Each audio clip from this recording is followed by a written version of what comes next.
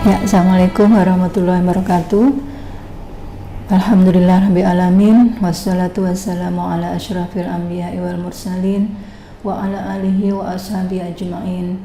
Rabbi syrahli sadri wa yassirli amri wahlul 'uqdatam min lisani yafqahu qawli.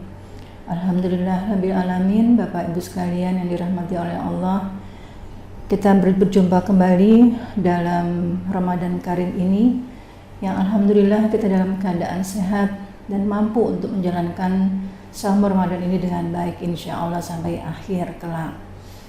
Dan juga tak lupa kita panjatkan salawat dan salam kepada junjungan Nabi besar Muhammad SAW, kepada kerabatnya, kepada keluarganya sampai akhir kiamat. Bapak Ibu yang dirahmati oleh Allah, pada tema kali ini yang akan disampaikan berkaitan dengan al-khauf ataupun rasa takut dan juga ar-roja ataupun pengharapan. Tentunya kita bertanya-tanya apa itu al-khauf ataupun ar-roja. Kalau kita melihat arti daripada kedua sifat ini yang sebenarnya ada pada diri kita, yaitu takut dan juga berharap, ya. Ini merupakan sesuatu yang lumrah, ya, pada kehidupan nyata kita sehari-hari. Kalau kita kaitkan dengan keimanan, tentunya ini sangat menjadi satu perhatian penuh bagi kita sendiri. Karena apa? Karena di dalam satu hadis disebutkan di dalam hadis riwayat Ibnu Hibban bahwa iman kepada Allah itu terkadang naik, terkadang turun, ya.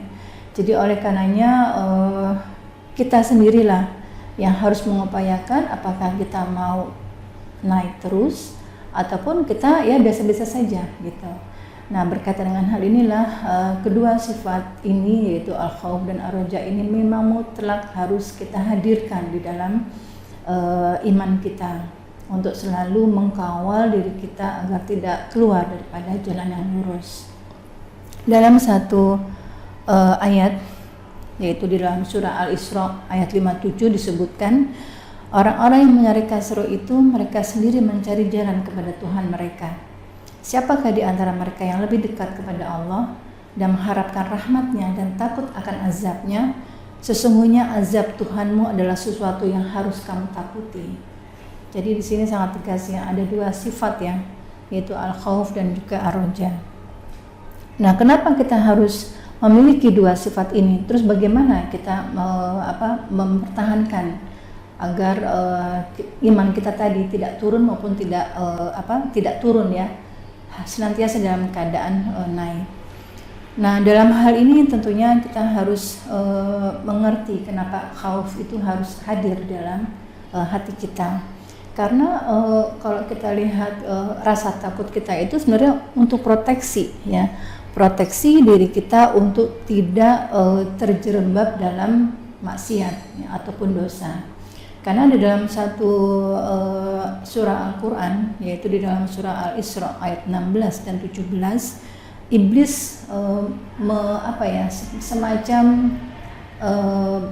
seperti menegaskan, ya, bahwa karena engkau telah menghukumku tersesat, ya, maka saya benar-benar akan menghalang-halangi mereka itu adalah manusia, dari jalanmu yang lurus.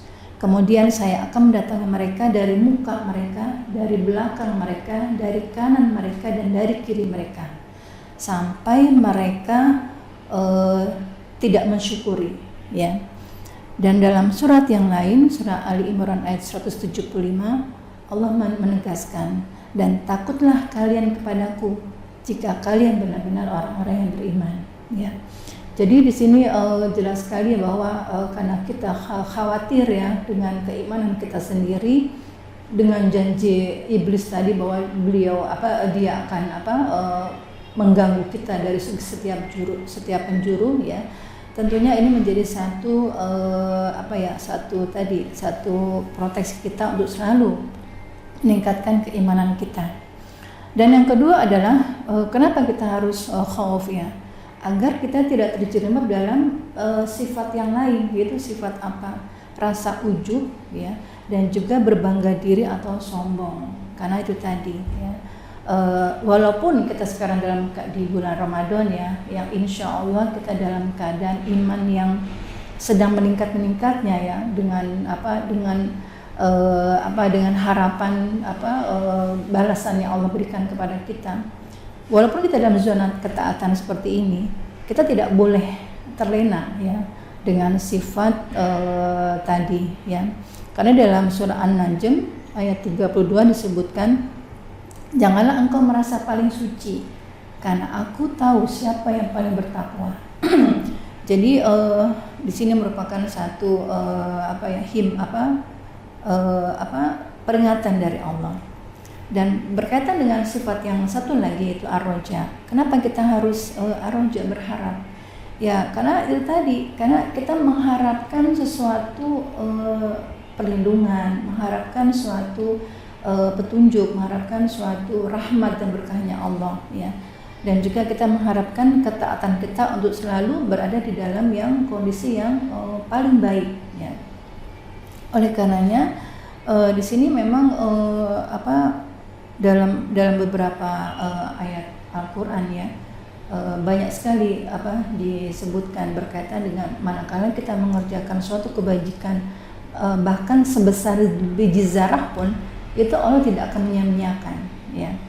Dan juga berkaitan dengan surah yang lain ya, di dalam surah Ar-Ra'd ayat 28, kita harus selalu bukan Ar-Ra'd, At-Taubah ayat 9 ya, bahwa dikatakan oleh Allah bahwa janganlah kamu berputus asa dari rahmat Allah ya.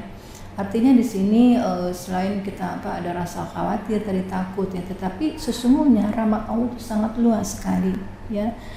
Dan di dalam sabda Rasul juga menyebutkan bahwa aku sesuai dengan keyakinannya hambaku ya. Jadi kita senantiasa berhusnuzon kepada Allah. Nah, Bapak Ibu sekalian yang dirahmati oleh Allah, terlihat ya bahwa hati kita merupakan sesuatu yang harus kita jaga ya. Karena itu tadi, dengan segala tipu dayanya syaitan, dengan segala tipu dayanya iblis ya, dan juga janjinya iblis di hadapan Allah tadi di dalam satu ayat tadi, bahwa iblis akan senantiasa menggoda ataupun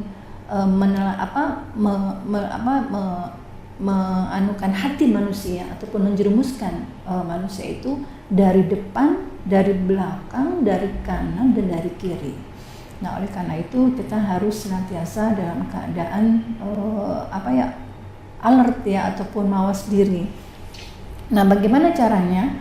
Tentu yang paling mudah adalah dengan berzikir ya. Sesungguhnya di dalam surat Ar-Ra'd ayat 28 ya disebutkan, dan ingatlah, dengan berzikir hatimu akan menjadi tenang ya. Jadi di dalam ayat yang lain juga banyak sekali ayat-ayat yang Allah berikan di dalam Al-Quran, bagaimana keutamaan zikir ya, dan zikir yang paling mudah itu apa, itu juga banyak sekali ya. Dan bahkan ada satu hadis ya, manakala kita menyebutkan zikir la ilaha illallah wahdahu la syarikalah lahul mulku wa lahul hamdu yuhyi wa yumiitu wa huwa ala kulli syai'in qadir, itu dahsyat sekali ya balasan yang Allah berikan.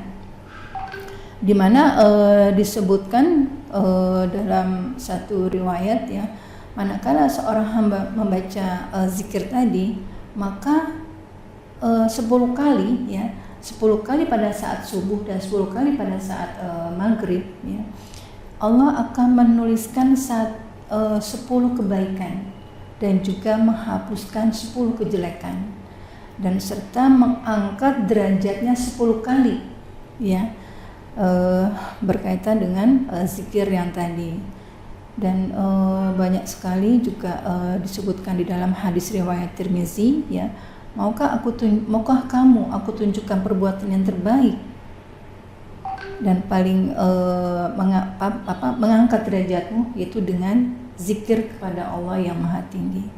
Jadi Bapak Ibu sekalian yang dirahmati Allah, selain daripada zikir, tentunya tadi kita juga harus diiringi dengan berhusnuzon ya, berbaik sangka kepada Allah. atas segala kondisi, baik itu kondisi baik ya ataupun itu kondisi yang terburuk sekalipun. Pasti di dalam satu peristiwa, di dalam satu kejadian itu ada satu hikmah. Dan yang tak kalah perlu kita juga pupuk adalah senantiasa kita bersegera melakukan kebaikan-kebaikan ya. Tadi kita melakukan kebaikan sebesar biji zarah pun itu Allah tidak menyia-nyiakan. Apalagi sekarang di dalam bulan Ramadan ya. Sebaik-baik bulan di antara bulan-bulan yang ada, yaitu bulan Ramadan. Oleh karena itu mari Bapak Ibu sekalian kita berlomba, tidak hanya berlomba kepada prestasi ya, tapi kita juga berlomba untuk kebaikan dan juga meraih kebaikan yang paling baik di hadapan Allah untuk kita bisa persembahkan di yaumil akhir nanti dengan kebaikan-kebaikan yang kita hadapkan kepada Allah. Terima kasih atas segala perhatiannya. Yang baik itu datangnya dari Allah, yang salah ataupun yang kurang berkenan itu datangnya dari saya sendiri. Lebih kurangnya mohon maaf. Assalamualaikum warahmatullahi wabarakatuh.